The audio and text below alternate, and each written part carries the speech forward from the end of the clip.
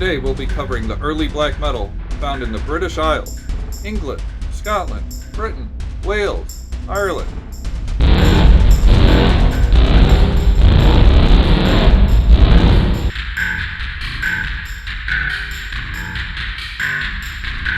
England, Scotland, Britain, Wales, Britannia, Ireland, the United Kingdom, British Isles, England, and Northern Ireland.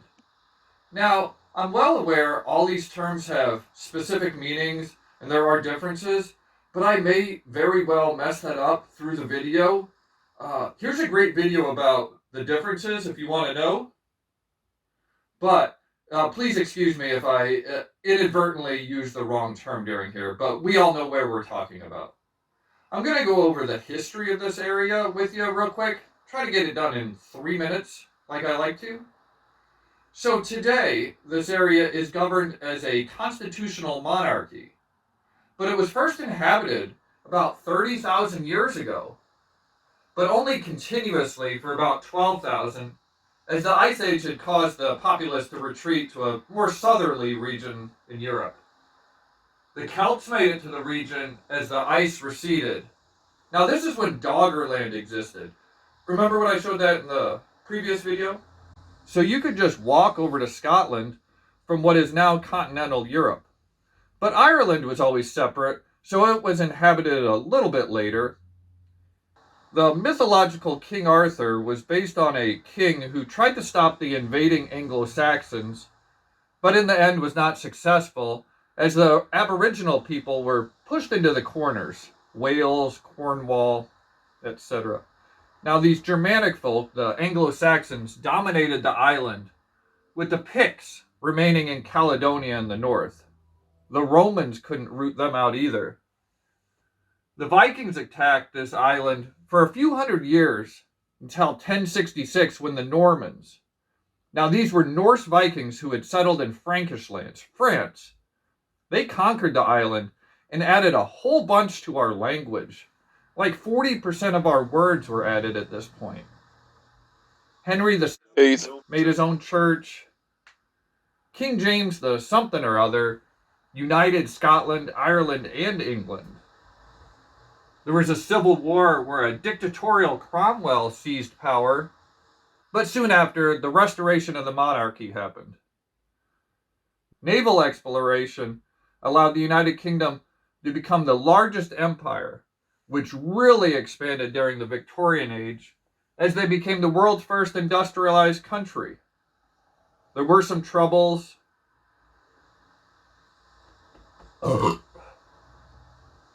They continue to have an outsized political, scientific, technological, and pop culture influence around the world. This really can be seen, or rather heard, in music.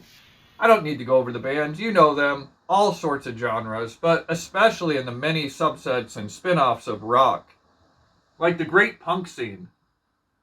Here's an eclectic mix of UK punk albums I think you should check out.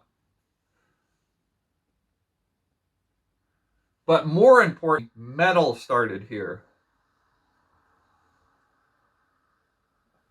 When you think of British black metal from the 2000s, Akercock, Anal Natharak, Balsagoth, they all released stuff in the 90s, but none of it was that great. But another of the bigger names of the British bands in the 2000s was Meads of Asphodel, whose 90s output was limited to a couple demos, but this is one I want to recommend to you. This is probably the strangest band I have on my top 6 list here, and I only became aware of them when they had that split album with Mayhem. Children, tell me when your father stopped scratching himself. Maybe circa 2002, 2003 or so. We'll tell you, Mom. I do recommend you check out some of their 2000s work as well.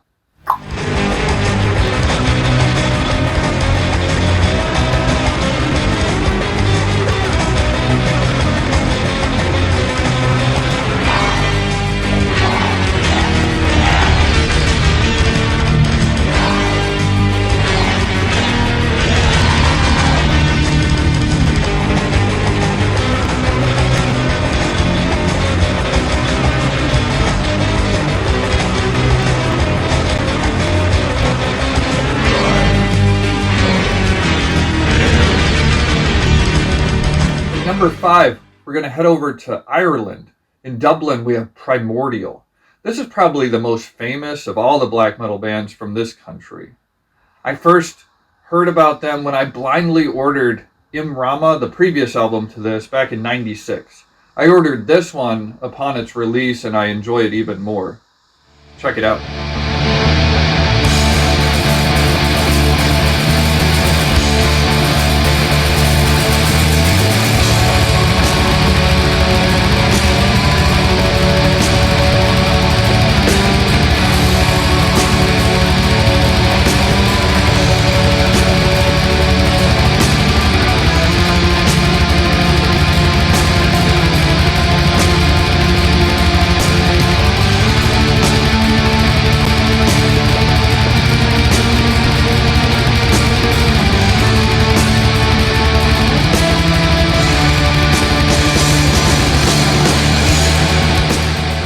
Alright, now we're going north.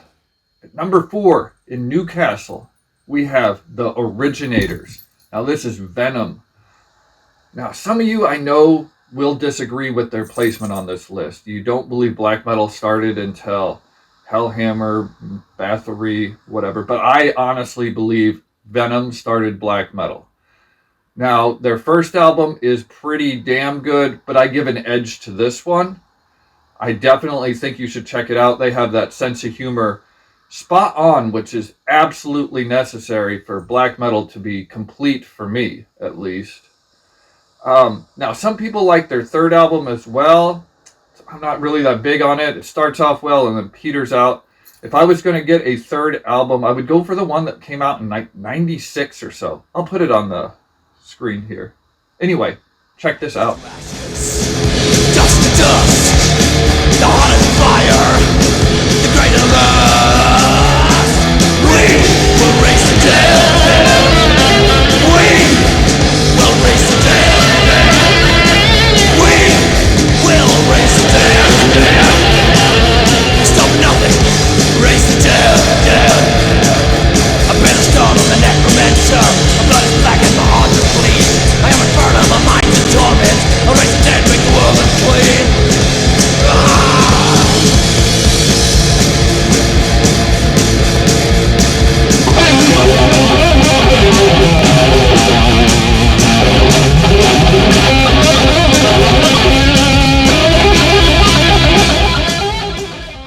Alright, now we're heading back over to Ireland. This is Cruachan. I'm not going to try to pronounce the name of the album. I think it's Irish Gaelic.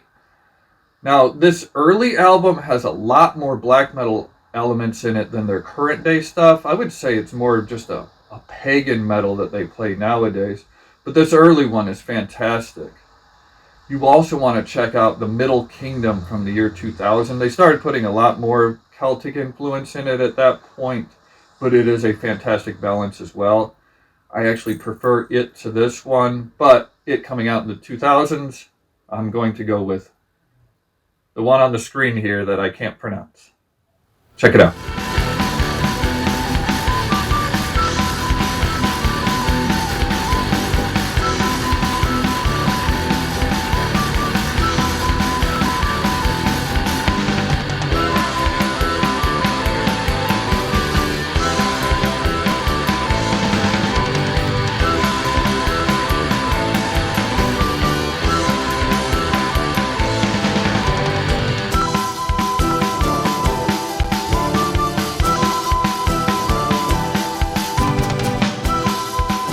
Alright, we're at number 2 now. We're going to go over to Wales. This Welsh band, Hecate Enthroned, is absolutely fantastic.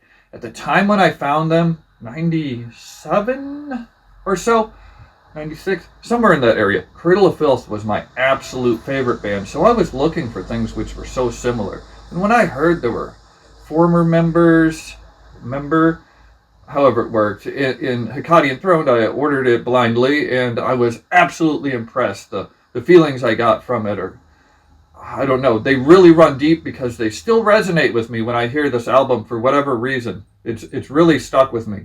This is a symphonic black metal, much like Cradle of Filth was doing contemporaneously. they've changed over the years, much more death metal influenced. I believe they live in England proper nowadays. But absolutely check this album out. They impress me.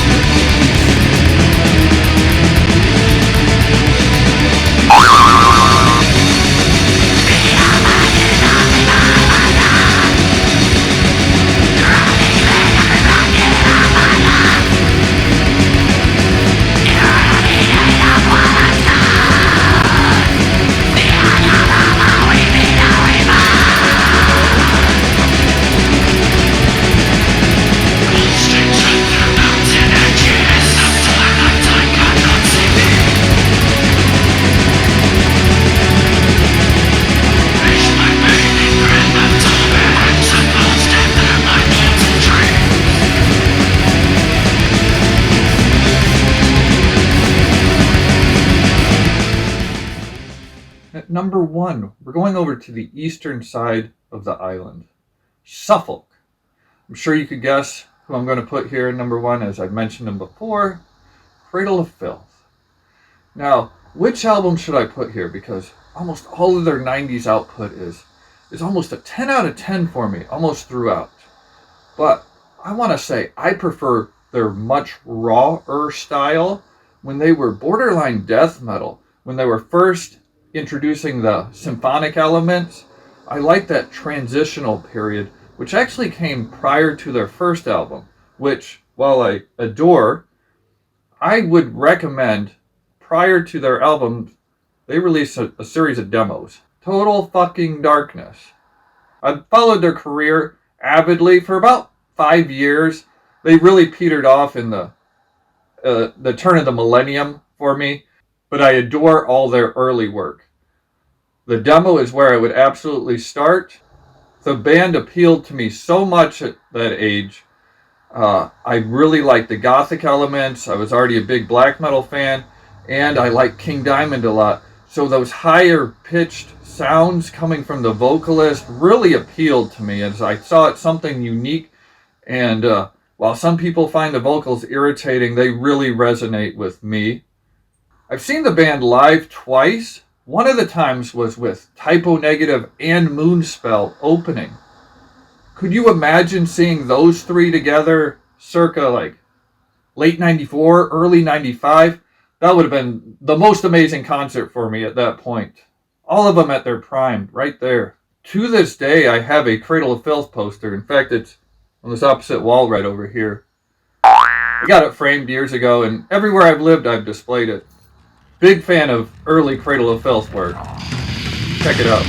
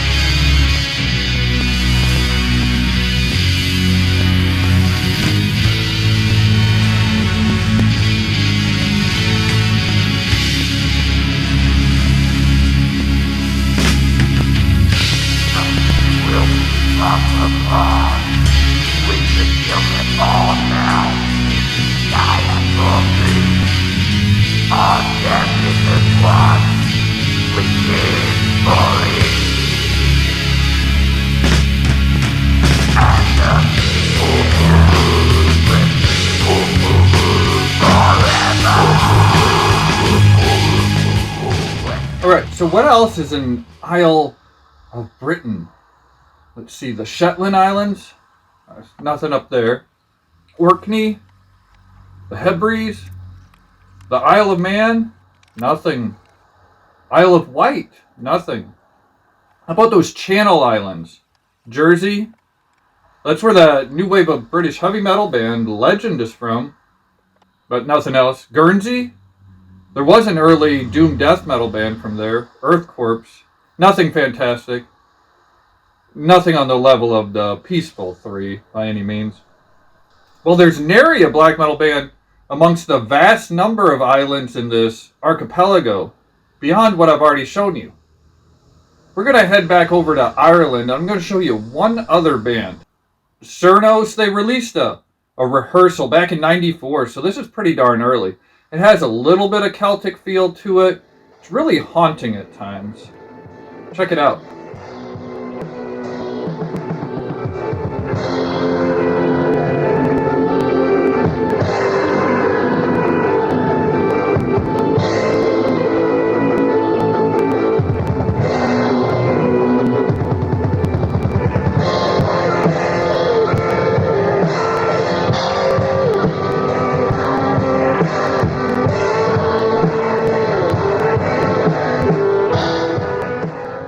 While I definitely say Venom started black metal, it didn't really catch on as a thing in England. There was not a lot of first wave black metal found there. Lord of Darkness would be an example, except actually they're a renamed band from Croatia, Evil Blood, who I'd mentioned in a previous video. A couple other better examples of first wave black metal found in the UK are Salem Orchid, as well as Onslaught. Now, many of you may list Onslaught as a thrash metal band. I believe they're right on the cusp between the two, so I would include it here. Now, while I mentioned the thrash metal scene in my previous video about the Benelux black metal bands, I did hint that the UK has a thrash metal scene which is worth noting as well. Here are my top 6 early thrash metal releases from the UK.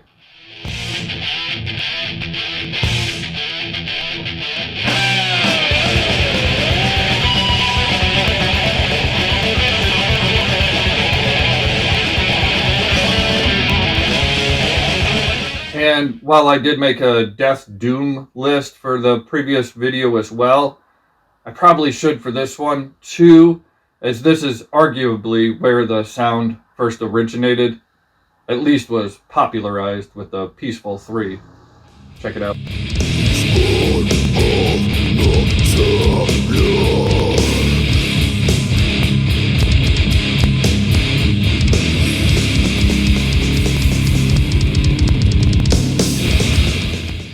The UK kinda has a thing for doom metal in general. Well, be it the grandfathers of the genre started here.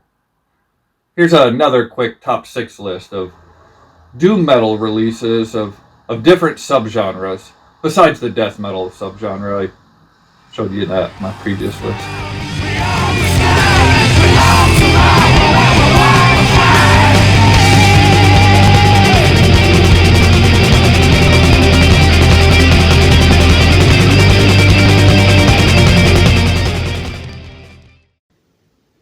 Are there any preservatives in this? Anyway, today we're going to be talking about the early black metal from Germania. Lest we forget, this is a black metal video, so I want to go over the top black metal releases that are A and B tier, that didn't quite make it, from Britain, from England here. I got my notes, of course. I would first start with Dead Christ. It was a short Death Black demo from '93. They kind of like Vaughn, but not as ridiculous. It's really raw. I would also check out December Moon. Now, I first started listening to them '97, '98 because of the Cradle of Filth connection. It's not fantastic, but it's a little above mediocre. Let's see. Forefather, that's one I would definitely check out. They have a pagan Viking sound, but their early stuff was a bit more black metal.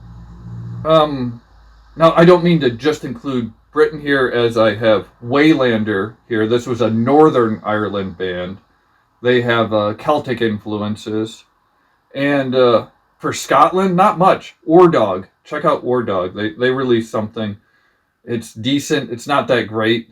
Just check it out to say, listen to something from Scotland.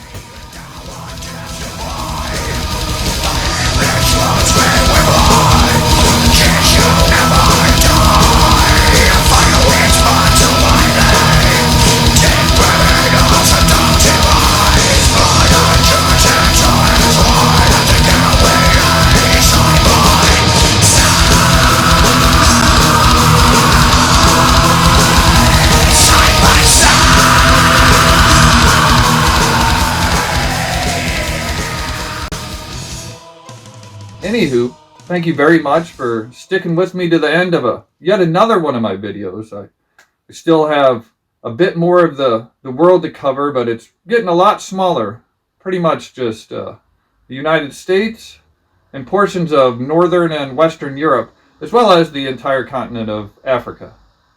So, toodle-dee-doo.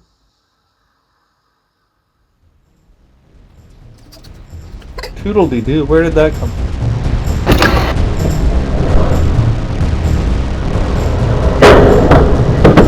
Oh, jeez.